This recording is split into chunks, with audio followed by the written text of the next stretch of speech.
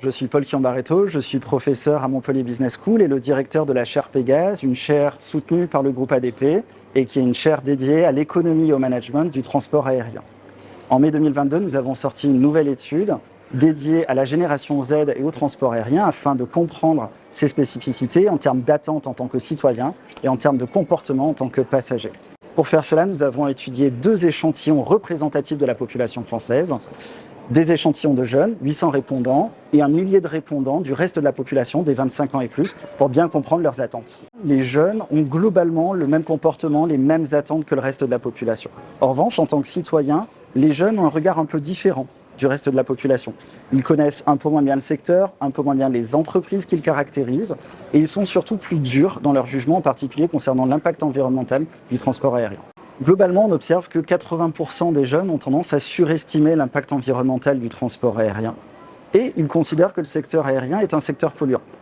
Paradoxalement, lorsqu'ils ont à choisir un billet d'avion, les jeunes vont avoir tendance à considérer l'environnement uniquement comme le 7e critère d'achat sur 10 critères. Donc ce ne sera pas le critère prioritaire qui restera toujours le prix. Les jeunes ont tendance à utiliser d'autres canaux pour suivre l'actualité du secteur aérien ou pour découvrir les différentes destinations.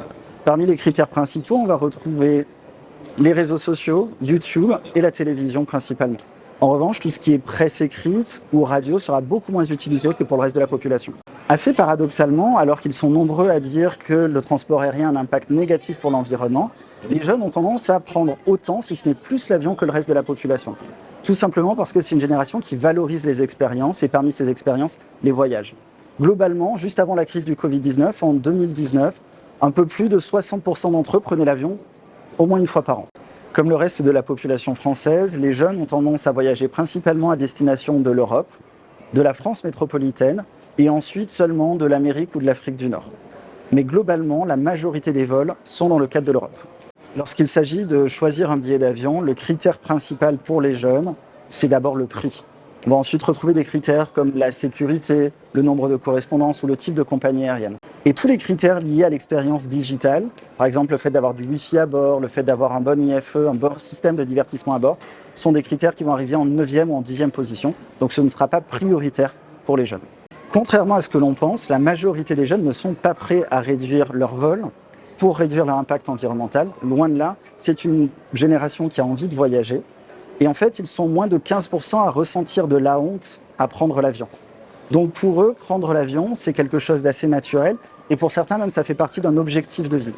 Cependant, ils sont prêts à payer un peu plus que le reste de la population pour essayer de réduire l'impact environnemental de leur vol, par exemple en utilisant des biocarburants ou en compensant leur vol. La majorité des études sur les jeunes et la génération Z s'accordent à dire que c'est une génération qui valorise beaucoup les expériences bien plus que la consommation de produits. Ça veut dire que pour un revenu donné, finalement, ils sont prêts à dépenser plus pour aller voyager dans des restaurants ou dans des bars, plutôt que de consommer des produits spécifiques et de les acheter d'en être propriétaire. Et donc finalement, le transport aérien, le voyage, ça fait partie de ces expériences. Et c'est ce qui explique que la génération Z, elle souhaite toujours voler.